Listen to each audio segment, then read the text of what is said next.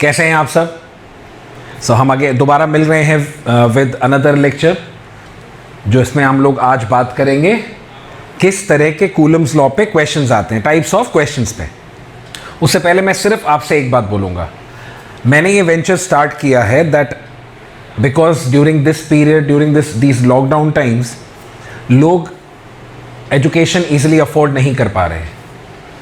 तो मैं ये कोशिश कर रहा हूँ कि जितने लोगों तक मैं अपना, जितनी मुझे नॉलेज है मैं पहुँचा सकूँ, वो फ्री ऑफ कॉस्ट दे पाऊँ। तो इस वीडियो को लाइक, शेयर और सब्सक्राइब करिए सो दैट हिंदुस्तान के कोने में कोई बच्चा है जो नहीं पढ़ पा रहा है बिकॉज ऑफ एनी रीज़न, उस तक ये वीडियो पहुँचे और वो कुछ सीख सके। क्योंकि इस टाइम पे सबको इतनी डिफ़िकल्टीज़ हैं, काम सबके अफेक्ट हो चुके हैं, तो इस टाइम कोई पैसा खर्च नहीं कर पा रहा है कि वो इन महंगी महंगी कोचिंग्स में जा पाए। सो ये एक वेंचर शुरू किया है मैंने कि हम फ्री ऑफ कॉस्ट पढ़ा सकें और जो बच्चे नहीं पढ़ पा रहे हैं उनको इस चीज़ का फ़ायदा मिले। तो अगर आप इस बात से कंसर्न हैं कि भाई उन बच्चों को पढ़ाई मिलनी चाहिए, उन तक पहुंचनी चाहिए, तो इसको लाइक, शेयर और सब्सक्राइब ज़रूर करिए। और अगर आप 12th अपीयरिंग हैं, 12th पास कर चुके हैं, आप 11th में हैं, तो आपके लिए वीडियोस बहुत काम आएंगे। ट्रस्ट मी, मुझे 17 ईयर्स का एक्सपीरियंस है बच्चों को पढ़ाने का, और अब सारी नॉलेज मैं आपको इस प्लेटफॉर्म पे देने वाला हूँ। तो आप बेल आइकॉन दबा लीजिए, जैसे ही वीडियो अपलोड होगा आपको नोटिफिकेशन आएगा। और मेरी कोशिश है हर दिन एक वीडियो अपलोड करने की। और मेंस, पहले एक मेंस का लेवल ख़त्म करेंगे आईआईटी में, फिर हम लोग एडवांस के लेवल पे भी जाएंगे। तो आपको कहीं कोई कोचिंग करने की फिज़िक्स के लिए ज़रूरत नहीं पड़ेगी। इस बात पे आप मुझ पे पूरी तरह ट्रस्ट कर सकते हैं। चलिए let's start with the topic. Types of questions Coulomb's law पे कैसे बनते हैं। कूलम्स लॉ ने फॉर्मूला दिया Q1 Q2 bye are square. अब वो फॉर्मूला सिर्फ पॉइंट चार्जेस के लिए दिया, तो हमारी बहुत लिमिटेशन हो गई कि हम और कहीं तो यूज ही नहीं कर पाएंगे। तो पॉइंट चार्जेस को यूज करके भी ना बहुत सारे क्वेश्चंस बनाए गए।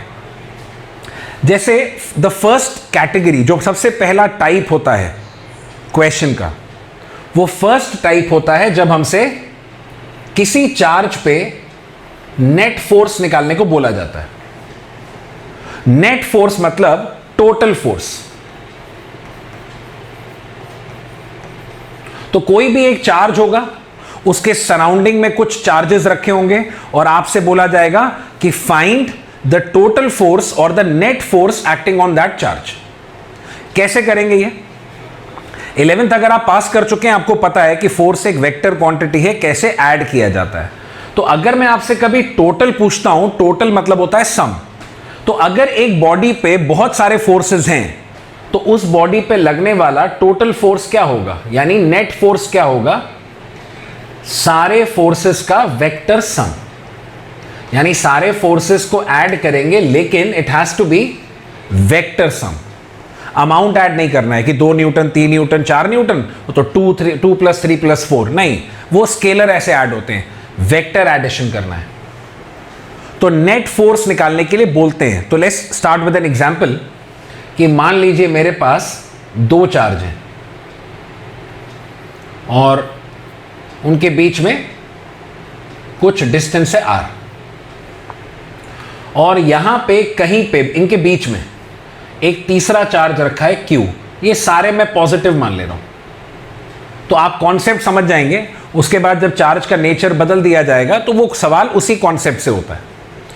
तो 2 चार्जेस हैं Q1 और Q2, point charges, distance r, बीच में एक चार्ज रखा है और ये चार्ज मान लीजिए x डिस्टेंस पे रखा है। ये मुझे x दे रखा है। अब मुझसे बोला गया कि ये जो थर्ड चार्ज है Q, इस पे नेट फोर्स निकालो। अब अगर इस थर्ड चार्ज पे नेट फोर्स अगर कैलकुलेट करें, तो नेट फोर्स के लिए जितने भी फोर्सेस इस चार्ज पे लग रहे हैं उनका वेक्टर सम करना है। अब ध्यान से देखिए कितने फोर्सेस हैं उस चार्ज पे। तो देखो Q1 पॉजिटिव चार्ज, ये इसको रिपेल करेगा, Q1 इसको रिपेल करेगा और एक फोर्स लगाएगा टुवर्ड्स राइट। Q2 इसको रिपेल करेगा और एक फोर्स लगाएगा टुवर्ड्स लेफ्ट। तो ये मान लीजिए F1 है, ये F2 है। तो एक फोर्स Q1 लगाएगा राइट में, एक Q2 लगाएगा लेफ्ट में। तो there will be two forces which will be acting on Q and opposite direction में लगेंगे. तो what will be the net force? Net force अगर मैं एक्सप्रेशन लिखूं तो इन दोनों का वेक्टर सम करना है. अब क्योंकि ये ऑपोजिट डायरेक्शन में है तो अमाउंट क्या हो जाएगा? सब्ट्रैक्ट. ऐसे ही तो होता है वेक्टर एडिशन. दो वेक्टर ऑपोजिट डायरेक्शन में अगर ऐड करो तो अमाउंट सब्ट्रैक्ट हो जाता है. तो नेट फोर्स कितना आएगा? दोनों फोर्सेस के अमाउंट का डिफरेंस, जो बड़ा है उसमें से छोटे को माइनस कर देंगे. तो मैंने मान लिया F1 बड़ा है तो F1 माइनस F2. अब F1 की वैल्यू कितनी? F1 वो फोर्स जो Q1 ने लगाया. कितना लगाया? K Q1 इंटू Q और डिस्टेंस कितना है? X माइनस F2 वो फोर्स जो Q2 ने लगाया. अब Q2 ने कितना लगाया? K Q2 into Q bye, अगर ये पूरा डिस्टेंस R है तो Q2 से डिस्टेंस कितना हुआ? R minus X.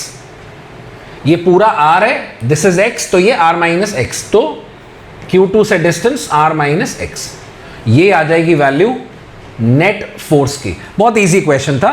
इजी इसीलिए था क्योंकि फोर्सेस ऑपोजिट डायरेक्शन में थे. सेम डायरेक्शन में होते प्लस कर देते, ऑपोजिट होते हैं सब्ट्रैक्ट करते.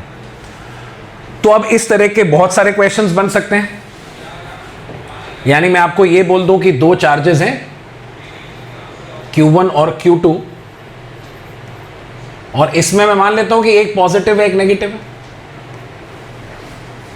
और अब मैं आपसे बोलूं कि यहां पे एक चार्ज रखा है Q जो X डिस्टेंस पे रखा है और ये Q1 और Q2 के बीच का डिस्टेंस R है. अब मैं आपसे बोलूं इस थर्ड चार्ज पे, और थर्ड चार्ज पॉजिटिव. अब इस थर्ड चार्ज पे कितना फोर्स लग रहा है? तो अब मैंने चेंज कर दिया, ये पॉजिटिव ले लिया, ये नेगेटिव ले लिया. तो अब क्या होगा? ये प्लस Q1 इस Q को रिपेल करेगा तो फोर्स लगाएगा राइट में. ये माइनस Q2 अट्रैक्ट करेगा Q को, क्योंकि ये नेगेटिव है Q पॉजिटिव है, तो माइनस Q2 भी फोर्स कहां लगाएगा? राइट में ही लगाएगा. अब दोनों फोर्सेस सेम डायरेक्शन में, तो अब आप नेट फोर्स कितना बोलेंगे? F1 plus F2. तो इस तरह के वेरिएशंस तो कितने भी हो सकते हैं और बहुत सिंपल होते हैं. टोटल फोर्स ऐड करना है. अब अगर मैं आपको एक डिफरेंट केस दिखाऊं कि अब नेट फोर्स अलग तरीके से, ये तो सेम और ऑपोजिट डायरेक्शन आसान हो गया.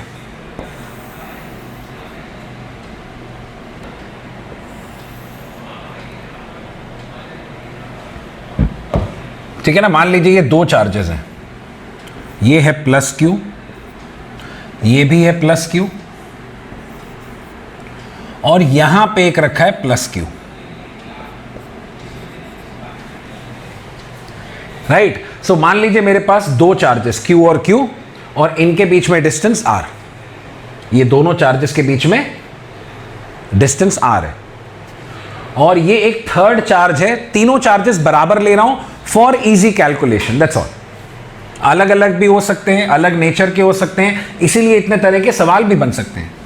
अब ये जो थर्ड चार्ज है मान लीजिए x डिस्टेंस पे है, परपेंडिकुलर बाइसेक्टर पे, यानी ये जो लाइन है ये परपेंडिकुलर बाइसेक्टर है. इसका मतलब ये r/2 और r/2 हो गया. अब ये जो थर्ड चार्ज है, इस थर्ड चार्ज पे I have to calculate net force. कैसे आएगा? ये जो थर्ड चार्ज है इस पे कितने फोर्सेस लग रहे हैं? इस पे ये दोनों लगाएंगे, ये भी पॉजिटिव रिपेल करेगा, ये भी पॉजिटिव इसको रिपेल करेगा. तो देखिए कैसे होंगे. एक फोर्स ये लगाएगा, मान लीजिए F, और एक फोर्स ये चार्ज लगाएगा इधर की तरफ. तो इस तीसरे चार्ज पे जो x डिस्टेंस पे रखा है, इस पे there will be two forces acting at an angle, इस तरह से. अब अगर मैं बोलूं कि नेट फोर्स निकालो, तो अब ये ना सेम डायरेक्शन है ना ऑपोजिट है. यहां पे यूज होगा 11th का vector addition by the component method जो हमने पढ़ा था. याद होगा आई एम श्योर सबको. मैं एक बार बस वो छोटा सा रिवीजन करा देता हूं कि वेक्टर एडिशन कैसे करते थे जब अलग अलग डायरेक्शन में होता था थ्रू कंपोनेंट मेथड.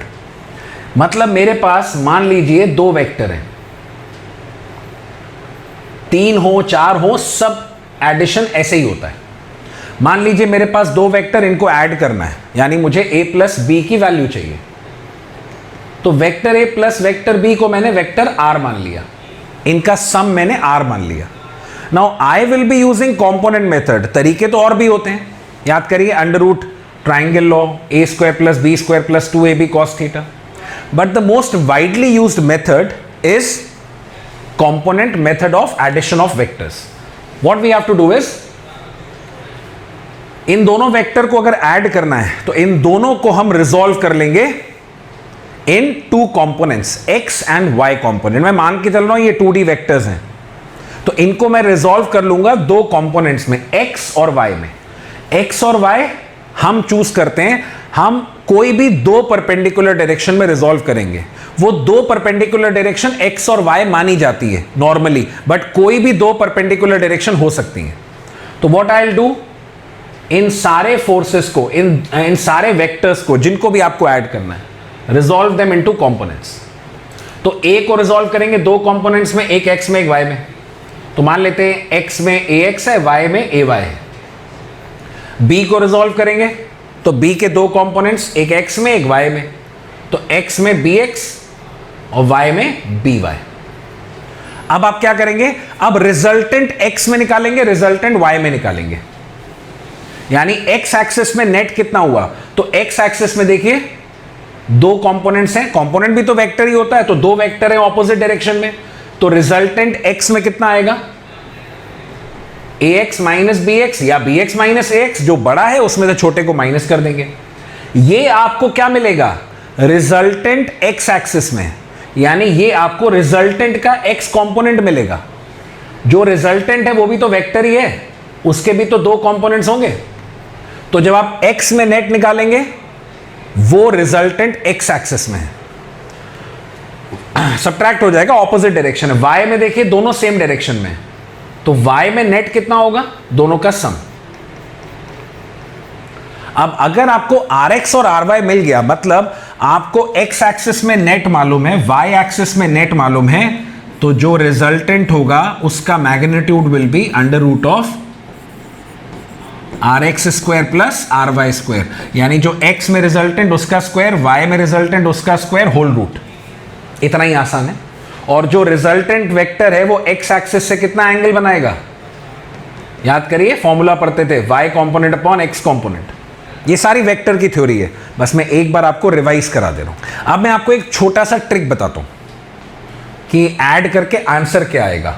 तो मोस्टली उन केसेस में ना आंसर याद हो जाता है, इतना आपको याद होगा। अब मैं एक फाइनल ट्रिक बताने जा रहा हूं जो बहुत यूजफुल होगी। मान लीजिए मेरे पास दो वेक्टर्स हैं,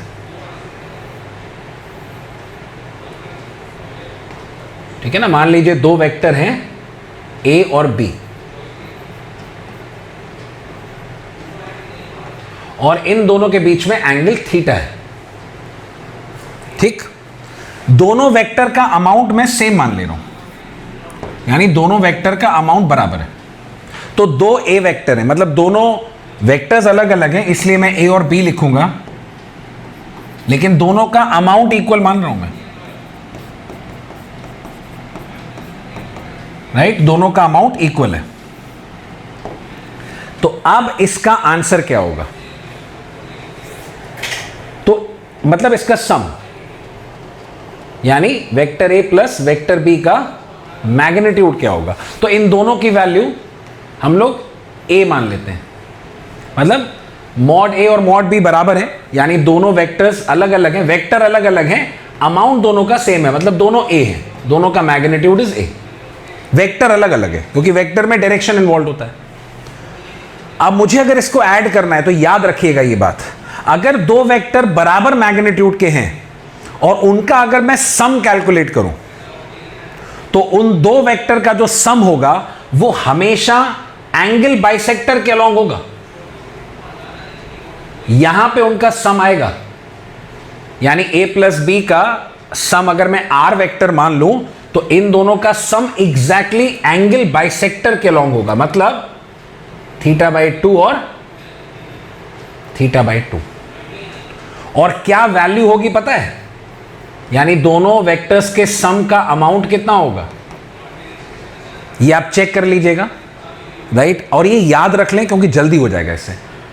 ये आएगा, दोनों का अमाउंट बराबर है तो 2a cos थीटा बाय 2। ये आता है दो वेक्टर का सम का मैग्नीट्यूड अगर दोनों वेक्टर का अमाउंट बराबर हो और दोनों के बीच में एंगल थीटा है। अगर इन्हीं को सब्ट्रैक्ट करें तो कितना आएगा? सब्ट्रैक्शन पे आएगा 2a sin थीटा बाई 2। ये आता है डिफरेंस का मैग्नीट्यूड।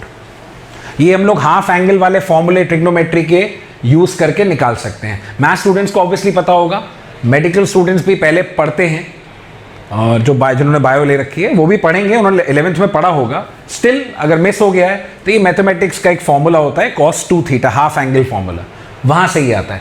ये दो बातें याद रखिए। और यहां पे a क्या है? ये अमाउंट है, वेक्टर का मैग्नीट्यूड। तो अगर मैं ये बात याद रखूं तो मैं सम बहुत इजीली निकाल सकता हूं, मतलब ये मुझे बहुत आसानी से मिल जाएगा, राइट। तो कंपोनेंट मेथड से करिए चाहे किसी भी मेथड से करिए, आंसर यही है। तो इसको याद रखेंगे, कॉपी कर लीजिए। मैं इस क्वेश्चन में आपको एग्जाम्पल के फॉर्म में ये चीज दिखाता हूं। सो यहां पे दो फोर्सेस हैं, देखिए मुझे इस चार्ज पे, ये वाला जो चार्ज है इस पे नेट फोर्स निकालना है। तो फिर मुझे क्या करना है? दोनों फोर्सेस का वेक्टर सम। दोनों फोर्सेस का अमाउंट बराबर है। यहां पे कैसे बराबर है? देखिए ये दोनों चार्ज इक्वल है और इन दोनों चार्जेस का ये जो डिस्टेंस है ना थर्ड वाले चार्ज से, ये भी बराबर ही तो है। अगर ये x है, ये r/2 है, तो ये कितना हुआ? √of r/2 square plus x square. ये पाइथागोरस थ्योरम से निकाल लिया। ये भी उतना ही है। तो दोनों चार्ज बराबर, दोनों चार्जेस का थर्ड चार्ज से डिस्टेंस बराबर, तो फोर्स भी तो सेम हुआ। तो इसलिए दोनों फोर्सेस को मैंने F मान लिया। और इस F की वैल्यू कितनी होगी? K Q1 Q2 बराबर Q square by R square. R मतलब ये डिस्टेंस, इसका स्क्वायर करेंगे रूट हट जाएगा। ये है F की वैल्यू। अब ध्यान से देखिएगा, मैं डायग्राम फिर से ड्रॉ कर रहा हूं। हो क्या रहा है? दो फोर्सेस लग रहे हैं, देखिए F और F, राइट। इनका सम करना है। नाउ मान लेते हैं ये एंगल थीटा है, मान लीजिए, तो ये भी थीटा हो गया। दोनों ट्राइंगल एक जैसे, एकदम आइडेंटिकल, इक्वल ट्राइंगल्स, तो एंगल्स भी इक्वल। तो अगर ये पूरा एंगल देखेंगे, ये 2 थीटा हो गया, तो ये पूरा 2 थीटा हो गया। तो यहां पे ध्यान से देखिए, ये भी थीटा है, ये भी थीटा है, मतलब वही डायग्राम मैं यहां ड्रॉ कर रहा हूं। तो ये दोनों भी थीटा होंगे, टोटल 2 थीटा होगा। अब अगर मैं इसको कंपोनेंट मेथड से ऐड करूं, तो मैं आपको दिखाना चाहता हूं कि जो फॉर्मूला मैंने याद करने के लिए बोला उससे कितनी जल्दी आंसर आता है। तो अगर मैं कंपोनेंट मेथड से ऐड करूं, वाई कंपोनेंट मेथड, क्योंकि अलग अलग डायरेक्शन है, तो इन दोनों फोर्सेस को रिजॉल्व करते हैं। इस F के दो कंपोनेंट्स होंगे, एक x में एक y में। अब ये थीटा है तो y में कितना आएगा? याद करिए, जिधर एंगल लेते हैं उधर cos, यहां पे sin। इस F के भी दो कंपोनेंट्स होंगे, तो y में f cos थीटा, तो y में टोटल कितना आ गया? 2f cos theta. और इसका भी x में कितना? f sin theta. अब देखिए x एक्सिस में क्या हो रहा है? इक्वल एंड ऑपोजिट कैंसिल हो गए, तो रिजल्टेंट तो x में होगा ही नहीं। तो रिजल्टेंट कहां आएगा? यानी जो नेट फोर्स आएगा वो कौन से डायरेक्शन में आएगा? y में आ रहा है। और कितनी वैल्यू आ रही है? 2f cos theta. अब याद करिए, दो वेक्टर बराबर मैग्नीट्यूड के अगर हों तो रिजल्टेंट एग्जैक्टली बीच से जाता है कि नहीं जाता है? और वैल्यू क्या होती थी? 2a cos theta by 2। तो यहां पे क्या होगी? 2f cos theta by 2। Theta दो वेक्टर के बीच में एंगल, जो यहां पे 2 थीटा है, 2 थीटा बाई 2 कितना हो जाएगा? थीटा। तो जो मैंने डायरेक्टली याद किया था 2a cos थीटा बाई 2, वहां से भी तो डायरेक्टली पता लग सकता था, लेकिन वो सिर्फ मैग्नीट्यूड बराबर है तब इंपॉर्टेंट है, तब काम आएगा।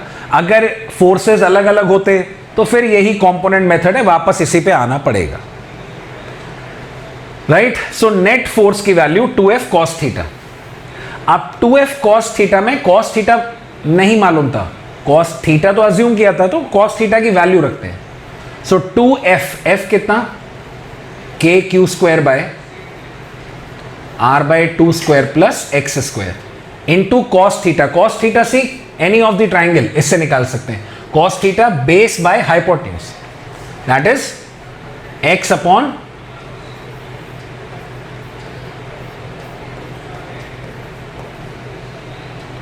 अब अगर मैं इसको देखूं तो 2k Q square X by base same है,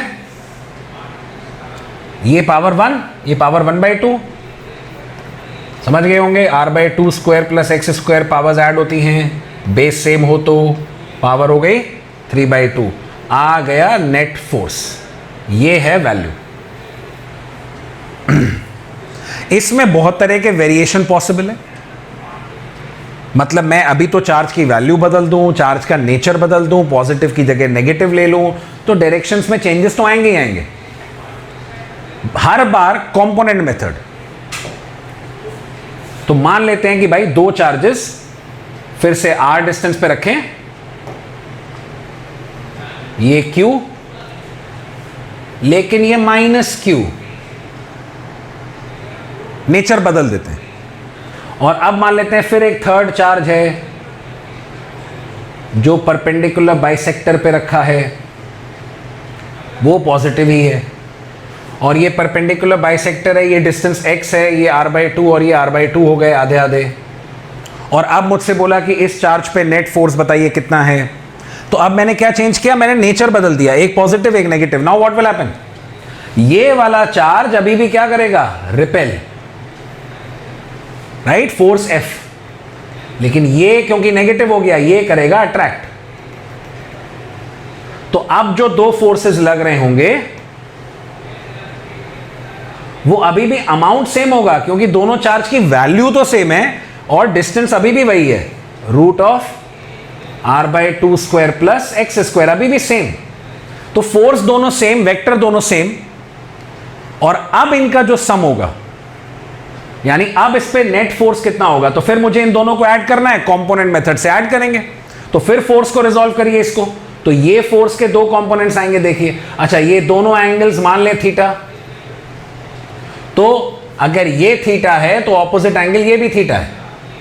तो अगर f को रिजॉल्व करें तो y कंपोनेंट आएगा f cos theta, x component आएगा f sin थीटा।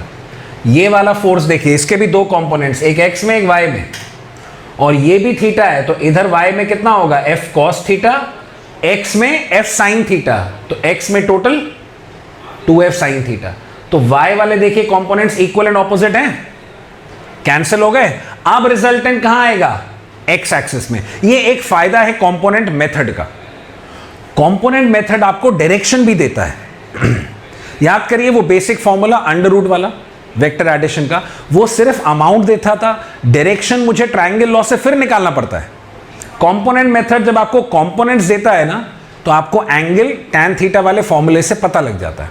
तो इसीलिए कंपोनेंट मेथड ज्यादा यूज करते हैं, और ये 2, 3, 4 कितने भी वेक्टर्स के एडिशन के लिए सही है। So in this case net force की वैल्यू 2f sin थीटा, जैसे 2f cos थीटा वैसे 2f sin थीटा। फिर sin थीटा की वैल्यू निकाल के रख लेंगे, कितनी है कर दूं, 2f कितना है, f जो इन दोनों ने लगाया, तो 2k Q square by r square, ये अंडर रूट में था तो रूट हट जाएगा। साइन थीटा की value, sine theta perpendicular by hypotenuse, तो परपेंडिकुलर कितना, ट्राइंगल से r/2 by root of r/2 square plus X square. Sine theta की वैल्यू ट्राइंगल से, कॉस थीटा भी ट्राइंगल से, तो sine theta perpendicular by hypotenuse. Solve करेंगे, आ गई value. So this is how we calculate the net force. तो इस तरह से 3 चार्जेस भी हो सकते हैं। मान लीजिए इस क्वेश्चन में मैं बोलूं कि एक चार्ज और रखा है, तो क्या फर्क पड़ेगा, मान लीजिए एक और रख दिया Q1, ये भी एक फोर्स लगाएगा। अब आपको 3 फोर्सेस ऐड करने होंगे, इस तरह के बहुत सारे क्वेश्चंस। तो मैं आपको 3 चार्ज वाला भी एक सवाल दिखाता हूं। सो मेरे पास एक स्क्वायर है। अब मान लीजिए इस स्क्वायर के 4 कॉर्नर्स पे बराबर चार्ज रखा है, प्लस क्यू और plus Q and plus Q, ये सारे बराबर, और जो साइड लेंथ है वो आर मान लेते हैं। अब मुझसे बोला गया कि कॉर्नर पे 4 चार्जेस हैं, किसी भी एक चार्ज पे नेट फोर्स बताओ, किसी भी एक चार्ज पे कितना नेट फोर्स लग रहा है। तो कोई भी एक चार्ज पकड़ लेते हैं, एनी जो आपको अच्छा लगे, रैंडम कोई भी एक चार्ज। क्यों? क्योंकि सब एक जैसे हैं, आइडेंटिकल है, तो हर चार्ज पे बराबर लगेगा।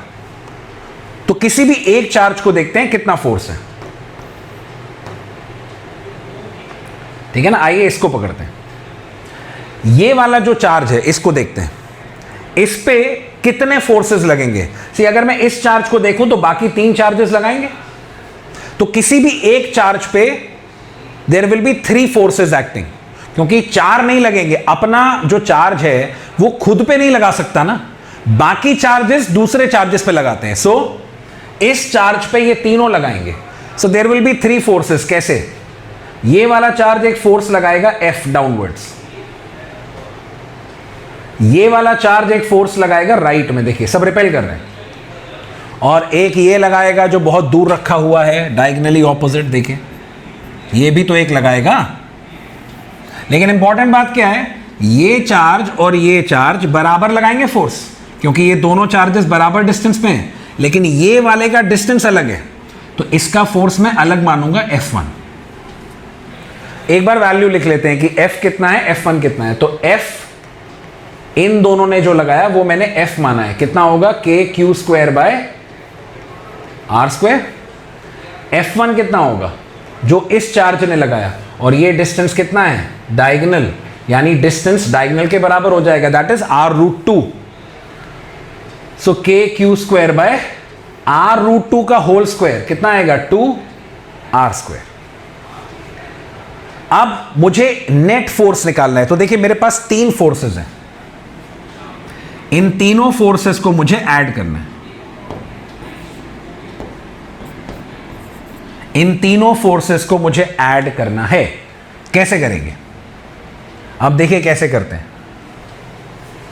ये 2 फोर्सेस बराबर मैग्नीट्यूड के हैं, F और F, और ये एंगल्स अगर आपको याद हो तो बाइसेक्ट, ये जो डायगोनल होता है ये 45 डिग्री पे होता है, तो ये एंगल्स भी तो 45 हो गए।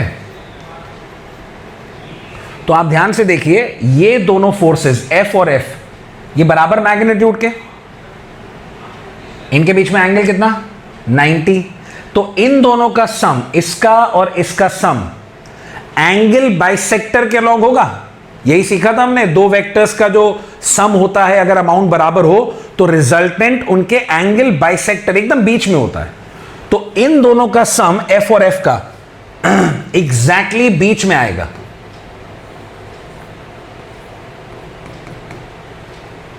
F और F का 45 डिग्री पे कितना, 2F cos, याद करिए θ/2, थीटा कितना 90, दोनों वेक्टर्स के बीच में एंगल बाय 2 कितना 45। तो F और F इन दोनों का सम इधर ही तो आ रहा है, और इधर एक और लग रहा है ना F1, तो टोटल कितना हुआ, बहुत इजी है, कितना हुआ F1 प्लस 2F cos 45 आ गई वैल्यू। और क्या डायरेक्शन है, किधर होगा रिजल्टेंट, नेट फोर्स डायगोनल के अलोंग ऐसे लगेगा। देखिए अब इसको अगर आप कंपोनेंट मेथड से करते तो भी आता, बट ये थोड़ा छोटा पड़ा। तो कहीं कहीं वो बात यूज हो जाती है कि जब 2 वेक्टर्स बराबर अमाउंट के होते हैं तो उनका सम एग्जैक्टली उनके बीच से जाता है एंगल बाइसेक्टर के अलोंग, और उसकी value 2A cos θ/2 where θ is the angle between the 2 vectors. Is this clear to everyone? कहीं भी कोई डाउट लगेगा इस लेक्चर में प्लीज कमेंट्स में लिखिएगा, वो बात मैं फिर से एक्सप्लेन करूंगा, आपको कमेंट्स में देकर एक्सप्लेन कर दूं, या आपको पर्सनल फोन कॉल से करूंगा, या एक वीडियो उस टॉपिक पे बना दूंगा, right. But do message and tell me through comments कि क्या प्रॉब्लम लगी आपको। बट आई होप ये बात क्लियर हो गई होगी। तो इस तरह के बहुत सारे क्वेश्चंस आते हैं। This is the first category कि नेट फोर्स बताओ। द सेकेंड कैटेगरी इज अगर कभी किसी चार्ज पे मान लीजिए नेट फोर्स 0 हो जाए, मान लेते हैं किसी चार्ज पे नेट फोर्स इज 0।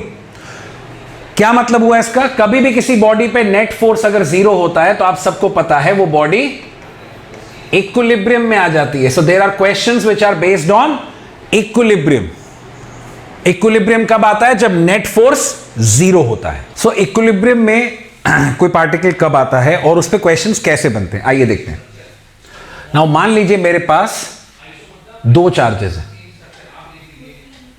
Q1 और Q2, separated by r distance. ठीक है ना? अब मुझसे बोला जाएगा कि मेरे पास दो चार्जेस हैं, दोनों पॉजिटिव हैं, r सेपरेशन पे हैं। वेयर शुड आई कीप या where should a third charge be kept so that the charge is in equilibrium?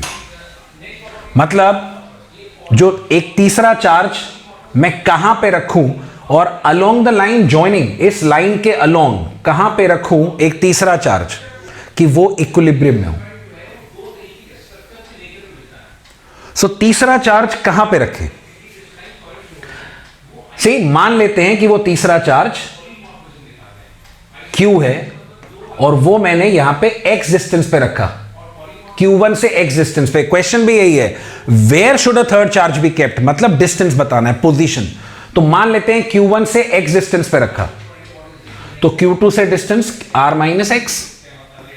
अब ध्यान से देखिए, इस चार्ज पे Q1 रिपेल करेगा, इस पे एक फोर्स लगाएगा राइट में, सपोज F1, एक फोर्स Q2 लगाएगा ऑन द लेफ्ट, Q2 भी रिपेल करेगा, Q1 भी रिपेल करेगा। तो इस थर्ड चार्ज पे दो फोर्सेस होंगे। थर्ड चार्ज मैंने पॉजिटिव मान लिया है, कैसा भी ले सकते हैं आप, नेगेटिव भी ले सकते थे।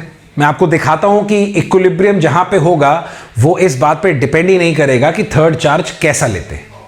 तो मान लेते हैं थर्ड चार्ज Q है, तो उस पे एक फोर्स Q1 ने लगाया, Q2 ने लगाया, दो फोर्सेस आगे ऑपोजिट डायरेक्शन में। अब जहां पे ये इक्विलिब्रियम में होगा वो ऐसी पोजीशन होगी सो that the net force should be 0। अब नेट फोर्स किसी बॉडी पे 0 कब होता है? जब दो फोर्सेस इक्वल मैग्नीट्यूड के हो इन द ऑपोजिट डायरेक्शन। तो इस थर्ड चार्ज पे देखिए दो फोर्सेस लग रहे हैं, F1 और F2। तो जब ये बराबर हो जाएंगे, जहां पे ये दोनों इक्वल हो जाएंगे, वहां पे नेट फोर्स विल बी 0, जितना राइट में उतना लेफ्ट में। वो पोजीशन होगी जहां पे थर्ड चार्ज इक्विलिब्रियम में होगा। Let's calculate. F1 की वैल्यू कितनी? F1 वो है जो Q1 ने लगाया, तो Q1 ने इस Q पे कितना लगाया? K Q1 into Q by distance कितना है? x square. Q2 ने कितना लगाया Q पे? K Q2 into Q by distance कितना हुआ? r minus x। इसको अगर हम सॉल्व करें, देखिए K का टर्म कैंसिल होगा, Q कैंसिल हो जा रहा है। Q क्या है? Q थर्ड चार्ज है, इसका मतलब थर्ड चार्ज का टर्म कैंसिल हो गया। So that means third charge expression में आएगा ही नहीं। मतलब जो भी वैल्यू आएगी वो थर्ड चार्ज पे डिपेंड ही नहीं करेगी। तो चाहे वो पॉजिटिव रखा हो, चाहे वो नेगेटिव रखा हो, चाहे वो बड़ा हो, चाहे वो छोटा हो, कोई भी चार्ज रखेंगे वो इस पोजीशन पे इक्विलिब्रियम में ही आएगा। अब अगर मैं इसको सॉल्व करूं तो x की वैल्यू निकाल सकता हूं। देखिए कैसे, थोड़ा स्मार्टली सॉल्व करें इसको। r माइनस एक्स का स्क्वायर, यहां पे x का स्क्वायर, r माइनस एक्स को उधर ले जाएं।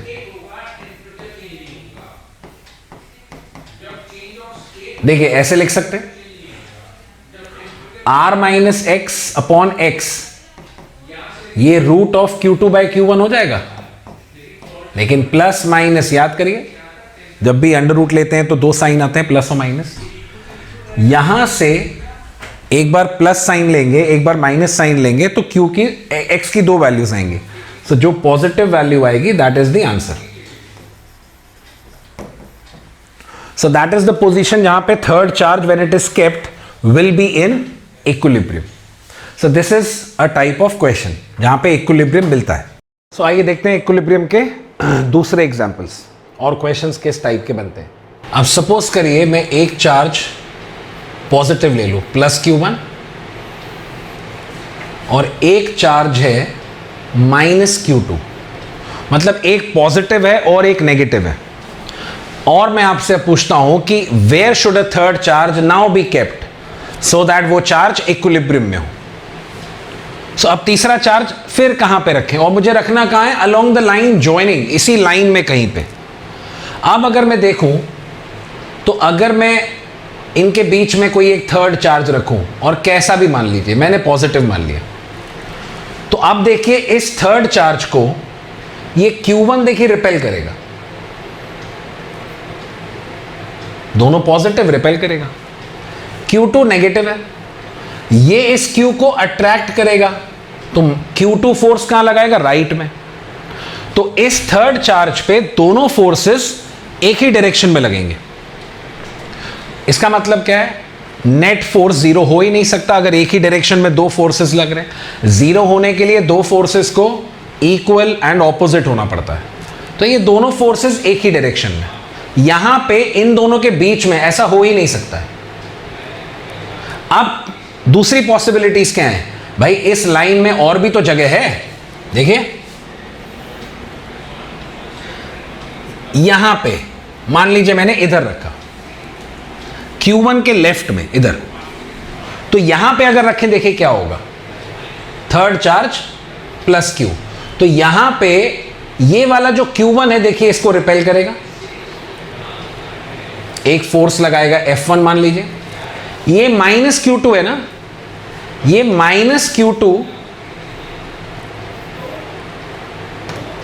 ये इस Q को अट्रैक्ट करेगा, सी नेगेटिव और ये positive, so this minus Q2 will attract. अब कई लोगों को ये लगेगा सर ये फोर्स कैसे लगा रहा है, बीच में ये बैठा है, ऐसा नहीं होता है। फील्ड कोई वन डायमेंशनल फील्ड नहीं होती है कि ये इसकी फील्ड को रोक सकता है। Every charge has electric field, तो हम लोग अगले जब आने वाले टॉपिक्स में पढ़ेंगे कि फोर्स एक्चुअली फील्ड की वजह से आता है। तो इस चार्ज की यहां भी फील्ड होगी, तो ये चार्ज भी फोर्स लगाएगा इस पे, भले ही बीच में एक रखा हो। सो माइनस Q2 इस प्लस Q को अट्रैक्ट करेगा, तो एक फोर्स लगाएगा राइट में। तो देखिए यहां पे दो फोर्सेस ऑपोजिट डायरेक्शन में। इसी तरह मैं चार्ज को इधर भी तो रख सकता हूं Q2 के साइड में। यहां पे देखते हैं थर्ड चार्ज प्लस Q, ये प्लस Q1 देखिए इसको रिपेल करेगा, तो एक फोर्स लगाएगा राइट में, माइनस Q2 अट्रैक्ट करेगा। सो क्या हुआ, दो जगह हो सकती है, यहां भी दो फोर्सेस ऑपोजिट डायरेक्शन में, यहां भी दो ऑपोजिट डायरेक्शन में। तो इक्विलिब्रियम इसका मतलब यहां भी आ सकता है अगर ये बराबर हो गए, यहां भी आ सकता है अगर दोनों फोर्सेस बराबर हो गए। तो हमको तो दो पोजीशन दिख रही हैं। अब ऑब्वियसली इन चार्जेस में से एक चार्ज बड़ा होगा और एक छोटा होगा, तो मान लेते हैं कि Q1 जो है Q2 से बड़ा है अमाउंट में, नेचर तो अलग अलग है, वैल्यू जो है Q1 की Q2 से बड़ी है। मतलब ये जैसे अगर 10 कूलम है, ये -2 कूलम है, तो 10 2 से बड़ा हो गया। अब अगर ऐसा है तो ध्यान से देखिएगा, इस पोजीशन पे यहां पे F1 और F2, F1 वो फोर्स है जो इसने लगाया है, तो यहां पे जब चार्ज रखा तो Q1 की वैल्यू Q2 से बड़ी होने की वजह से ये ज्यादा फोर्स लगा सकता है, और Q1 का डिस्टेंस भी तो कम है, Q2 का डिस्टेंस ज्यादा है देखिए।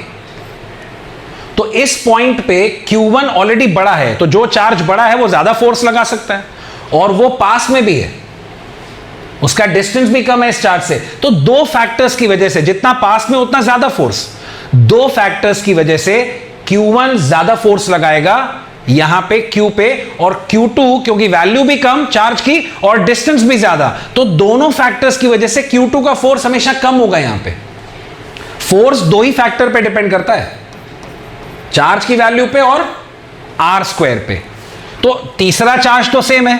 अब अगर Q1 बड़ा है तो Q ज्यादा होने की वजह से फोर्स ज्यादा, डिस्टेंस कम उसकी वजह से भी फोर्स ज्यादा, तो यहां पे दोनों फैक्टर्स से Q1 का फोर्स हमेशा बड़ा होगा और Q2 का कम होगा। तो यहां पे डायरेक्शन भले ही ऑपोजिट है, लेकिन कभी भी अमाउंट बराबर नहीं होगा, तो यहां पे इक्विलिब्रियम नहीं आ सकता है। यहां पे देखते हैं, यहां पे ध्यान से देखिएगा, Q1 की वैल्यू अमाउंट ज्यादा है, लेकिन डिस्टेंस अगर मैं इस पॉइंट पे देखूं तो इस पॉइंट पे Q1 का डिस्टेंस ज्यादा है। तो चार्ज बड़ा था, लेकिन मैंने दूरी भी तो बढ़ा दी, तो उससे फोर्स की वैल्यू थोड़ी घट गई। ये चार्ज छोटा है, लेकिन डिस्टेंस भी तो मैंने कम कर दिया, इसके पास रखा है, तो उसकी वजह से Q2 का फोर्स थोड़ा बढ़ जाएगा। तो एक का घटेगा, एक का बढ़ेगा, तो कहीं पॉसिबिलिटी है ना बराबर हो जाएं। तो यहां पे पॉसिबिलिटी है कि दोनों फोर्सेस इक्वल हो सकते हैं और इस पोजीशन पे इक्विलिब्रियम आ सकता है। अब आएगा कहां पे? आएगा वहीं पे जहां पे नेट फोर्स जीरो, यानी जहां पे F1 F2 बराबर। तो इस पोजीशन पे F1 F2 बराबर हो सकते हैं। हमको सिर्फ F1 F2 को बराबर रख देना है और हम वैल्यू निकाल लेंगे। यानी मान लेते हैं कि मैंने x डिस्टेंस पे रखा और ये Q1 Q2 के बीच का डिस्टेंस r मान लें, तो जितना Q1 ने लगाया उतना ही Q2 ने लगाया, दोनों बराबर, x की वैल्यू कैलकुलेट कर सकते हैं। तो जो पॉइंट आ रहा है इक्विलिब्रियम का, वो Q2 के पास आ रहा है, Q1 के पास नहीं। अब इसको याद कर लेते हैं। कुछ बातें अगर याद रह जाती हैं तो कोई प्रॉब्लम नहीं है, क्वेश्चन जल्दी हो जाता है। इसका मतलब जब भी ऐसा केस आए कि ऑपोजिट चार्जेस हों नेचर में, तो इक्विलिब्रियम किसके पास होगा? जो छोटा चार्ज है, Q1 बड़ा था, छोटे चार्ज के पास में फोर्स, वहां पे इक्विलिब्रियम पॉसिबल होगा। तो अब इस तरह के बहुत सारे क्वेश्चंस बन सकते हैं। The next topic once we complete with Coulomb's law, तो एक डीपीपी करेंगे हम लोग, जिसमें हम लोग क्वेश्चंस की प्रैक्टिस करेंगे। अभी मैं सिर्फ आपको कैटेगरीज दिखा रहा हूं कूलम्स लॉ की, कि किस तरह के क्वेश्चंस आते हैं। Then we have another type of question. तो इक्विलिब्रियम में ही और भी बहुत सारे क्या आते हैं, जैसे मान लीजिए मेरे पास एक ट्राइंगल है, इस ट्राइंगल में इक्विलैटरल ट्राइंगल है और इस ट्राइंगल के 3 कॉर्नर्स पे देयर आर 3 इक्वल चार्जेस। एक इक्विलैटरल ट्राइंगल है, इसके 3 कॉर्नर पे 3 इक्वल चार्जेस रखे हैं। इक्वल मतलब सेम नेचर के, सेम अमाउंट के, और एक चार्ज मैंने सेंटर पे रखा है, वो भी Q है। और जो चार्ज सेंटर पे रखा है उस पे नेट फोर्स चाहिए मुझे। तो आप देखते हैं कैसे करते हैं। अब जो चार्ज मैंने सेंटर पे रखा उस पे कितने फोर्सेस लगेंगे देखें। एक ये चार्ज रिपेल करेगा, एक ये चार्ज रिपेल करेगा, और एक फोर्स ऐसे लगेगा। तो 3 फोर्सेस लगेंगे और तीनों फोर्सेस बराबर अमाउंट के होंगे। आप समझ गए होंगे, तीनों चार्ज बराबर, तीनों का डिस्टेंस भी बराबर। तो जो फोर्थ वाला चार्ज आपको दिख रहा है उस पे 3 फोर्सेस लगेंगे।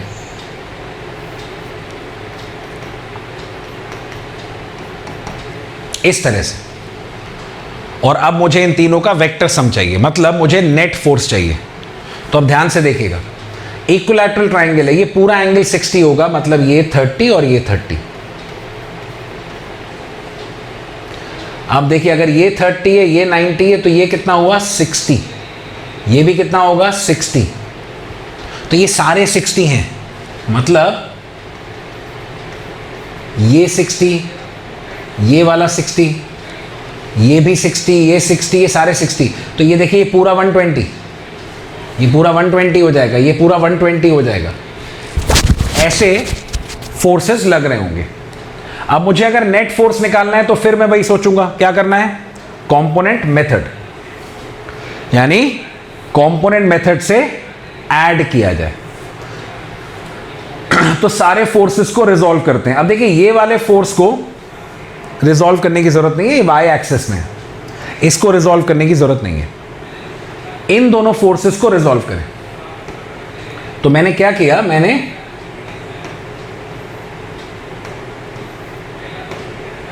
इन फोर्सेस को रिजॉल्व किया। तो इस F का एक कंपोनेंट इधर, सी, एक y कंपोनेंट, एक x कंपोनेंट, एक y कंपोनेंट, एक x कंपोनेंट। तो इस F का कंपोनेंट कितना है? F cos 60 यहां पे आया f sin 60। इस f को रिजॉल्व किया तो इसका y में f cos 60, तो टोटल हो गया 2f cos 60, यहां पे f sin 60। रिजल्टेंट देखिए x एक्सिस में 0, y में एक f लग रहा है, ऊपर लग रहा है 2f, तो y में दो फोर्सेस हैं, एक f और एक 2f cos 60। 2f cos 60 की वैल्यू कितनी, cos 60 कितना हुआ 1/2, तो कितना आएगा f। इसका मतलब ऊपर भी f लग रहा है, नीचे भी f लग रहा है, y में भी net force 0, equal and opposite, तो x में भी रिजल्टेंट 0, y में भी रिजल्टेंट 0। मतलब क्या हुआ, मतलब ये हुआ कि नेट फोर्स 0 हो गया। इसका मतलब वो चार्ज किस में है, इक्विलिब्रियम में। और ये बात आपको पता है बहुत आसानी से बोली जा सकती थी, इसीलिए कहते हैं वेक्टर्स कितना इंपॉर्टेंट है। ये बात कितनी आसानी से हम बोल सकते थे। देखिए वेक्टर्स में ये थ्योरी है कि अगर तीन फोर्सेस लग रहे हो या तीन वेक्टर एक ही पॉइंट से लग रहे हो, एक्ट हो रहे, और हर दो के बीच में एंगल अगर 120 है, तो रिजल्टेंट 0 होता है। यानी अगर तीन वेक्टर्स और हर एक दूसरे से 120 पे इंक्लाइंड हो, कि पहला वेक्टर दूसरा 120 पे पहले से, तीसरा दूसरे से 120 पे, तो इनका रिजल्टेंट वैसे भी 0 आता है।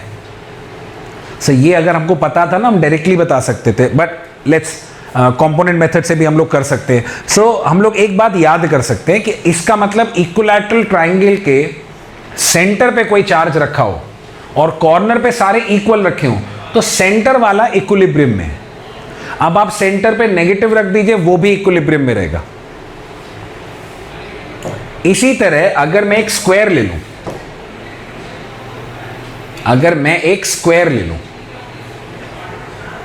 तो स्क्वायर के अगर 4 कॉर्नर्स पे 4 इक्वल चार्जेस रखें,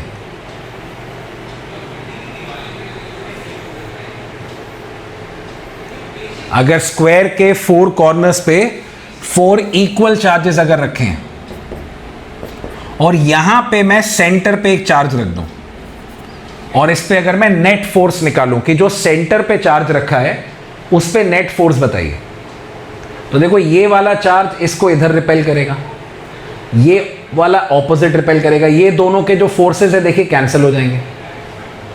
ये वाला चार्ज इधर रिपेल करेगा, ये वाला ऑपोजिट रिपेल करेगा, इन दोनों के भी फोर्सेस कैंसिल हो जाएंगे। तो what will be the net force, 0। तो रिजल्टेंट फोर्स यहां पे 0 आ जाएगा। दैट मींस एक स्क्वायर के सेंटर पे अगर मैं, एक स्क्वायर के सेंटर पे अगर मैं चार्ज रख दूं और कॉर्नर पे बराबर हो, तो रिजल्टेंट 0, यानी वो चार्ज भी किस में हुआ, इक्विलिब्रियम में हुआ। अब ये बात एक लॉ की तरह है, तो याद रखिएगा, किसी भी एन साइडेड पॉलीगन के सेंटर पे चार्ज रख दें और कॉर्नर पे बराबर रखें, इक्वल चार्जेस, तो जो भी सेंटर पे रखा है वो हमेशा इक्विलिब्रियम में ही होता है। एन साइडेड रेगुलर पॉलीगन, इस पे बहुत अच्छे सवाल बनते हैं जो मैं आपको डीपीपी में कराऊंगा। जो कूलम्स लॉ खत्म करने के बाद हम लोग डीपीपी पे आएंगे, उसमें हम आपको ये क्वेश्चंस कराएंगे, बहुत इंटरेस्टिंग क्वेश्चंस बनते हैं इस पे। तो इसके बाद एक और एप्लीकेशन रहता है, and that is questions on simple pendulum. तो आइए हम लोग आते हैं नेक्स्ट एप्लीकेशन पे। अब इस टाइप के जो क्वेश्चंस होते हैं, जो नेक्स्ट टाइप के हैं, वो बेस्ड ऑन सिंपल पेंडुलम है।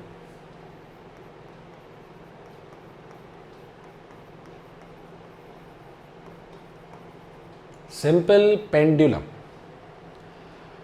सबको पता है पेंडुलम क्या होता है, घड़ी में जो ऐसे हैंग करता है। अब ऐसी बच्चों वाली बातें क्यों कर रहा हूँ, 11th पढ़ चुके हैं आप लोग, पता है पेंडुलम क्या है। Simple pendulum, compound pendulum, torsional pendulum, SHM में पढ़े होंगे सारे। सिंपल पेंडुलम को अगर मैं चार्ज दे दूं, तो अगला इलेक्ट्रोस्टैट्स में इस तरह का सवाल बनता है कूलम्स लॉ पे बेस्ड, कि मान लीजिए मेरे पास 2 सिंपल पेंडुलम है और मैंने एक ही पॉइंट से टांग दिया, हैंग कर दिया, और मान लीजिए इनकी जो बॉल्स हैं इनको चार्ज दे दिया। अब जैसे ही इनको चार्ज देते हैं, मान लीजिए Q1 Q2 सेम नेचर का, तो क्या होगा? रिपल्शन। अब ये रिपेल करके दूर चले जाएंगे और कुछ ऐसा होगा कि थोड़ी देर बाद रिपेल करके किसी एंगल पे जाके रुक जाएंगे। मतलब कुछ ऐसा होने वाला है कि जैसे ही हम सेम चार्ज देंगे, ये दोनों पेंडुलम जाके किसी एंगल पे इंक्लाइन हो जाएंगे।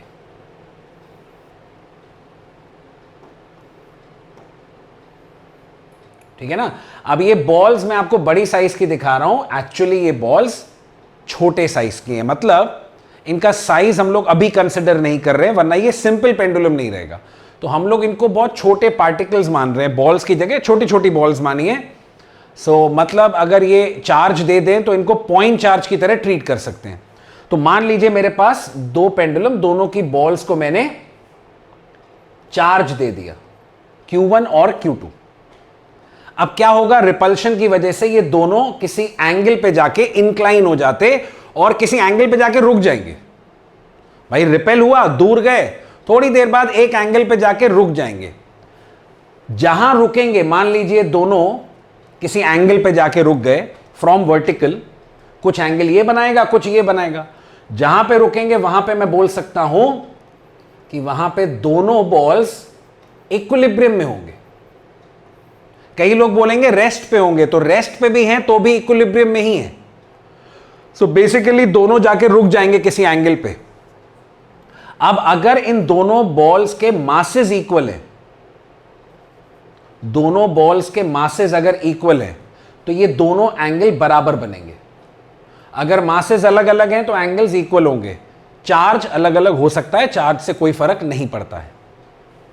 अब मुझसे क्वेश्चन में जो पूछा जा सकता है वो क्या हो सकता है? सबसे पहला ये एंगल थीटा, कि ये जो एक बॉल है ये वर्टिकल से कितने एंगल पे इंक्लाइंड होगी। स्ट्रिंग है, स्ट्रिंग में कितना टेंशन होगा, ये सब बातें। तो देखते हैं कैसे करेंगे। किसी भी एक बॉल को देखते हैं, और ये बॉल्स मैंने बोला ना छोटी माननी है, मतलब ये पॉइंट चार्ज की तरह। तो लेट्स सी इन बॉल्स पे कितने फोर्सेस लग रहे हैं। तो ये बॉल्स किसी डिस्टेंस पे आ जाएंगी। वो डिस्टेंस मान लीजिए मुझे r पता है, अज्यूम कर लेते हैं। तो किसी भी एक बॉल को देखते हैं, दोनों को देखने की जरूरत नहीं है। किसी भी एक बॉल को देखें तो फोर्सेस कौन कौन से लगेंगे? एक mg, इसका वेट, एक स्ट्रिंग में टेंशन लगेगा। सबको पता है टेंशन कैसे लगता है, प्रॉपर्टी है, पुल करता है बॉडी को। तो अलोंग द स्ट्रिंग एक टेंशन लगेगा। और ये दोनों चार्जेस में, क्योंकि इनको चार्ज मिला है, तो एक इलेक्ट्रोस्टैटिक रिपल्शन भी आएगा जो इस तरफ। सो टोटल 3 फोर्सेस लगेंगे और ये चार्ज इक्विलिब्रियम में। तो अगर इक्विलिब्रियम में है उसका मतलब क्या हुआ कि इस बॉल पे या इस चार्ज पे नेट फोर्स 0 होगा। अब अगर किसी बॉडी पे नेट फोर्स 0 होता है, उसका मतलब है कि हर डायरेक्शन में 0 है। क्योंकि किसी भी डायरेक्शन में अगर फोर्स नेट बच गया तो फिर 0 कैसे हुआ? तो बॉडी को अगर इक्विलिब्रियम में होना है तो net force in all the directions should be 0। आप कोई भी डायरेक्शन ले लो। तो मैं यहां पे चूज कर रहा हूं x और y। अगर नेट फोर्स 0 है तो वो x एक्सिस में भी या x डायरेक्शन में भी 0 होगा और y में भी 0 होगा। ये y, ये x। बस ये 2 इक्वेशंस बनाएंगे, आंसर हमारे सामने होगा। देखें कैसे। ये फोर्स और mg ये तो x और y में ही है। टेंशन किसी और डायरेक्शन में है तो टेंशन को रिजॉल्व करना है। तो टेंशन को हम रिजॉल्व करते हैं 2 डायरेक्शंस में, x में और y में। अब अगर ये थीटा एंगल है तो ध्यान से देखिए ये भी थीटा होगा, ऑल्टरनेट एंगल्स। सो टेंशन को अगर रिजॉल्व करें तो ये कंपोनेंट आएगा t cos थीटा, ये कंपोनेंट आएगा t sin थीटा। अब अगर नेट फोर्स x एक्सिस में 0 है तो देखिए x एक्सिस में 2 फोर्सेस लग रहे हैं, ऑपोजिट डायरेक्शन में है। तो नेट फोर्स 0 तब होता है जब 2 फोर्सेस इक्वल एंड ऑपोजिट हो। तो ये दोनों फोर्सेस बराबर होंगे, यानी t sin theta should be equal to f, तभी नेट फोर्स x एक्सिस में 0 होगा। y में 2 फोर्सेस लग रहे हैं, ऑपोजिट डायरेक्शन में इक्वल होंगे तभी नेट फोर्स 0 होगा, यानी T cos theta should be equal to mg। अब ये दो फोर्सेस या दो इक्वेशंस हम बना सकते हैं। अब यहां से मुझे थीटा की वैल्यू चाहिए, तो क्या करें, इन दोनों इक्वेशंस को डिवाइड कर दीजिए। ध्यान से देखिए, दो इक्वेशन है, दो अननोन है, टी और थीटा।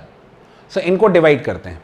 डिवाइड किया तो क्या मिलेगा, लेफ्ट हैंड साइड अलग डिवाइड होगी, राइट हैंड साइड अलग डिवाइड होगी, तो लेफ्ट हैंड साइड पे टी का टर्म कट जाएगा, क्या मिलेगा, sine theta by cos theta, that is tan theta. Right hand side पे क्या आएगा, एफ अपॉन mg। ये मिल गई equation, tan theta F upon mg, जहां पे F is the electrostatic force. ये है वो फॉर्मूला जिससे मेजॉरिटी क्वेश्चंस जो सिंपल पेंडुलम पे होते हैं वो सॉल्व हो जाते हैं।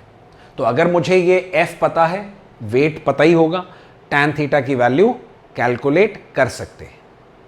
ये सबसे पहला पार्ट है जो तुम्हें आपको क्वेश्चंस में मिलेगा। इसके साथ और क्या क्या पूछ सकते हैं, ये दो इक्वेशंस ध्यान रखिए। दूसरा वो हमसे पूछ सकते हैं टेंशन की वैल्यू, कि इस स्ट्रिंग में जो टेंशन आया वो कितना आया। अब वो कैसे कैलकुलेट करें, देखिए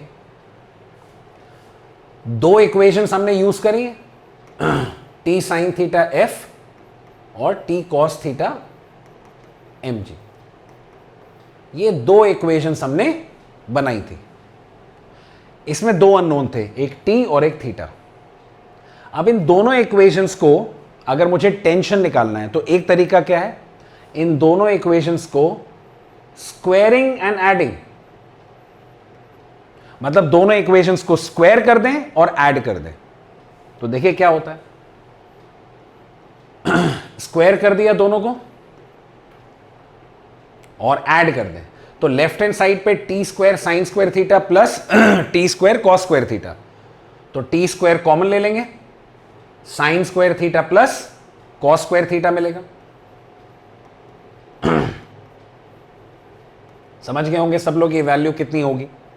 राइट हैंड साइड पे एफ स्क्वायर प्लस mg का स्क्वायर, ये वैल्यू वी ऑल नो 1 होगी, तो टी स्क्वायर कितना, F square plus mg square, तो t कितना आया, root of F square plus mg square. ये आ गई टेंशन की वैल्यू। ये बॉक्स बना लेने चाहिए, और जैसे मैं लिख रहा हूं साथ साथ कॉपी में लिखिए, तो ये बॉक्स से समझ में आता है कि हाँ ये वैल्यू इंपॉर्टेंट है। तो टेंशन की value root of F square plus mg square, ऐसे लिखते हैं। अब ये टेंशन की वैल्यू मैं आपको एक और तरीके से दिखाता हूं, इंटरेस्टिंग मेथड, वो वेक्टर मेथड है। आप ध्यान से देखिएगा, दो पेंडुलम थे मेरे पास और इस किसी भी एक पेंडुलम पे तीन फोर्सेस थे। मैं ये बोल रहा हूं कि भाई ये दोनों इक्विलिब्रियम में है, यानी ये वाला बॉल इक्विलिब्रियम में है, तो इस बॉल पे नेट फोर्स 0 होगा टोटल। भाई नेट फोर्स टोटल 0 होगा। अब देखिए इस बॉल पे तीन फोर्सेस हैं, और अगर नेट फोर्स 0 है तो नेट फोर्स मिलता कैसे है, सारे फोर्सेस का वेक्टर सम। तो यहां पे तीन फोर्सेस हैं, इसका मतलब T plus F plus mg, अगर मैं ये तीनों ऐड कर दूं तो ये टोटल फोर्स हो गया। भाई सारे फोर्सेस का vector sum is the net force, और ये वैल्यू क्या होगी, 0। तो यहां से टेंशन वेक्टर कितना होगा, negative of F plus mg, यानी टेंशन जो वेक्टर होगा वो mg और f का जो वेक्टर सम होगा उसके ऑपोजिट, यानी मैग्नीट्यूड जो होगा टेंशन का वो इन दोनों वेक्टर्स के सम के बराबर आएगा। ये कैसे, वेक्टर की बेसिक थ्योरी, अगर a बराबर माइनस बी लिखा है तो a और b का अमाउंट इक्वल है, बस a का डायरेक्शन b के ऑपोजिट है, यानी टेंशन का जो वैल्यू होगा वो इन दोनों के वेक्टर सम के बराबर, डायरेक्शन ऑपोजिट। तो mg और f का वेक्टर सम कितना आएगा। अब अगर मैं mg और f का वेक्टर सम कैलकुलेट करूं तो mg और f का वेक्टर सम कितना, देखिए दो फोर्सेस थे mg और f, ये दोनों के बीच में एंगल देखिए, क्योंकि जब वेक्टर्स ऐड करते हैं तो एंगल ध्यान देते हैं। mg और f क्या एंगल है 90, तो दो वेक्टर अगर मुझे ऐड करने हो और उनके बीच में एंगल 90 है तो फॉर्मूला किसी भी एंगल के लिए क्या होता था, root A square plus B square plus 2ab cos theta. तो यहां पे थीटा 90 है और ऐड किसको कर रहे हैं, f और mg को, तो क्या आएगा root of F square plus mg square plus twice of F mg cos 90, angle is 90, cos 90 हम सबको पता है 0 होता है, तो तीसरा टर्म आएगा ही नहीं। ये आ गया एफ और mg और यही वैल्यू आ गई टेंशन की, यही हमने पहले कैलकुलेट किया था। तो मैग्नीट्यूड तो निकल आया और ये क्या बता रहा है कि भाई टेंशन और इनका सम ऑपोजिट होगा। ये बहुत लॉजिकल सी बात है ना, एफ और mg का सम टेंशन के ऑपोजिट होना चाहिए। क्यों होना चाहिए, क्योंकि इन दोनों का सम जहां होगा उसके ही ऑपोजिट जब टेंशन लगेगा और बराबर लगेगा तभी तो नेट फोर्स 0 आएगा।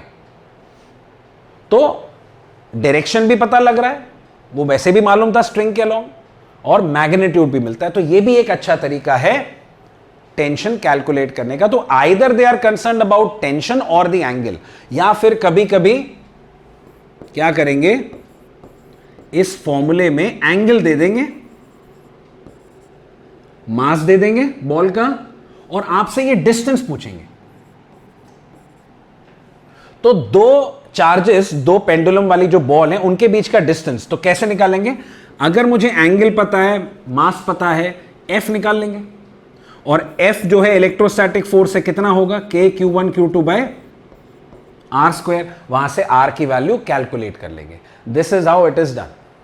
तो कुछ भी वेरिएबल पूछा जा सकता है, डिस्टेंस, टेंशन, एंगल, कुछ भी। तो ये फॉर्मूला भी याद रखिएगा, बहुत इंपॉर्टेंट है। अब इस फॉर्मूले पे मैं आपको दिखाता हूं कैसे सवाल बनते हैं, मतलब बहुत बेसिक शॉर्टकट्स हमको आने चाहिए, टाइम सेविंग मेथड्स। सो मेरे पास दो पेंडुलम है, किसी एंगल पे इंक्लाइंड हैं दोनों, और इस एंगल की बाद में एक आध क्वेश्चन मैं आपको दिखाऊंगा आगे, मासेस अगर बराबर हैं तो ये एंगल बराबर होते हैं, याद रखिएगा। अब अगर मुझसे ये बोला जाए कि इन दोनों पेंडुलम को हम सैटेलाइट में ले गए, ये दोनों पेंडुलम को सैटेलाइट में ले गए, ठीक है ना, वहां पे एक आदमी है, उसने ऐसे पकड़ लिया, दो पेंडुलम हैंग कर दिए। सैटेलाइट क्यों बोल रहा हूं मैं, क्योंकि सैटेलाइट में वेटलेसनेस होती है। अगर आपने ग्रेविटेशन पढ़ा है तो वहां पे वेटलेसनेस पढ़ी होगी, अदरवाइज अभी मैं बता रहा हूं उसको याद कर लीजिए, क्योंकि इलेक्ट्रोस्टैट्स और ग्रेविटेशन में काफी सिमिलैरिटीज हैं, आप उसको रिलेट कर लेंगे। सैटेलाइट के अंदर जो जी होता है, एक्सेलरेशन ड्यू टू ग्रेविटी, वो 0 फील होता है, and that is because of एक ऑर्बिटल वेलोसिटी है, एक सेंट्रीफ्यूगल फोर्स है, एक अर्थ का ग्रेविटेशन है, तो नेट फोर्स 0 हो जाता है, ये याद रखिएगा। अब अगर जी 0 हो गया तो देखिए क्या फर्क पड़ेगा, tan theta F upon mg होता है, फॉर्मूला तो यही रहेगा, इट विल नॉट चेंज, सिर्फ जी बदल सकता है। अब अगर इसको सैटेलाइट में ले जाएं तो जी पता है 0, अब अगर जी को 0 रख दें तो tan theta, see anything divided by 0 infinite होता है, तो tan थीटा की वैल्यू इनफाइनाइट, और इनफाइनाइट कब आती है, याद रखिएगा tan 90 इनफाइनाइट होता है। क्लास 10 तक हम लोग 90 की सारी वैल्यूज याद रखते हैं, 90 तक, साइन कॉस टैन, तो tan 90 इनफाइनाइट, tan थीटा अगर इनफाइनाइट तो एंगल इज 90, tan 90 इनफाइनाइट होता है, इसका मतलब ये एंगल 90 है, तो क्या होगा, ये पेंडुलम ऐसा हो जाएगा, यानी दोनों स्ट्रिंग्स के बीच में एंगल कितना होगा 180। अब ये बहुत सिंपल सी बात है, समझिएगा, अगर वेट खत्म हो जाए, जी खत्म होने का मतलब वेट खत्म, अगर वेट है ही नहीं तो कोई नीचे पुल नहीं कर रहा है, ये सिर्फ क्या कर रहे होंगे, इलेक्ट्रोस्टैटिक रिपल्शन ही तो फेस करेंगे, और उस रिपल्शन की वजह से जितना दूर जा सकते हैं मैक्सिमम उतना दूर चले जाएंगे, और जब सीधे हो जाएंगे ना तभी तो मैक्सिमम दूर जाएंगे। तो ये एंगल 180 हो जाता है दोनों स्ट्रिंग्स के बीच में, और एक एंगल वर्टिकल से जो एक स्ट्रिंग ने बनाया थीटा वो 90 हो जाता है। इसी में फिर वो और केसेस ऐड कर सकते हैं। मान लीजिए ये दोनों पेंडुलम एक लिफ्ट के अंदर ले जाएं, आप अपने घर पे जा रहे हैं, लिफ्ट में हैं, दो पेंडुलम पकड़े हुए हैं और लिफ्ट ऊपर जा रही है, नीचे भी जा सकती है। तो मान लीजिए लिफ्ट ऊपर जा रही है किसी एक्सेलरेशन से। अब ये क्लास 11th में पढ़ा है कि लिफ्ट में जब ट्रैवल करते हैं तो जी बदलता है, वहां भी जी की वैल्यू लिफ्ट के अंदर या तो जी प्लस ए या जी माइनस ए। लिफ्ट अगर ऊपर जा रही है किसी एक्सेलरेशन के साथ तो जी प्लस ए, लिफ्ट का एक्सेलरेशन डाउनवर्ड है तो जी माइनस है। तो मान लीजिए लिफ्ट अगर ऊपर जा रही है तो अब एंगल कितना बनेगा, tan थीटा की वैल्यू आएगी F अपॉन m और g बदल जाएगा। देखिए तो लिफ्ट ऊपर जा रही होगी तो g प्लस है, नीचे आ रही होगी तो g माइनस है। ऐसे अगर मैं इसको पानी में डाल दूंगा, ऐसे भी क्वेश्चन आता है, इन दोनों को पानी में डाल दिया तो वहां पे क्या होता है, एक अपथ्रस्ट आता है और इलेक्ट्रोस्टैटिक फोर्स भी बदलता है क्योंकि मीडियम बदल गया। याद करिए पहले लेक्चर में बात करी थी के मीडियम पे डिपेंड करता है, तो के बदल जाता है, के बदलने से फोर्स बदलता है। इसलिए वो अपथ्रस्ट वाला क्वेश्चन अभी नहीं करा रहा हूं, इस क्वेश्चन को हम करेंगे अगले लेक्चर में जहां पे परमिटिविटी की बात कर चुके होंगे। आगे शायद 1-2 लेक्चर बाद हम परमिटिविटी की बात करेंगे, इनफैक्ट नेक्स्ट लेक्चर में ही। तो उस परमिटिविटी वाले टॉपिक में वो क्वेश्चन हो जाएगा। So these are the types of questions जो कूलम्स लॉ पे बनते हैं, जो पूछे जाते हैं। इससे ज्यादा लेवल ऑफ क्वेश्चंस आपको कूलम्स लॉ पे नहीं मिलेंगे। कोई भी डाउट लगा हो कमेंट्स में लिखिए, मेंशन करिए, एंड वो डाउट मैं आपका सॉल्व करके आपको भेजूंगा। अगले लेक्चर पे हम लोग बात करेंगे अबाउट कूलम्स लॉ में उस कांस्टेंट के बारे में, k q1 q2 bye are square, ये वाला जो फॉर्मूला है कूलम्स लॉ का, इसमें k क्या होता है।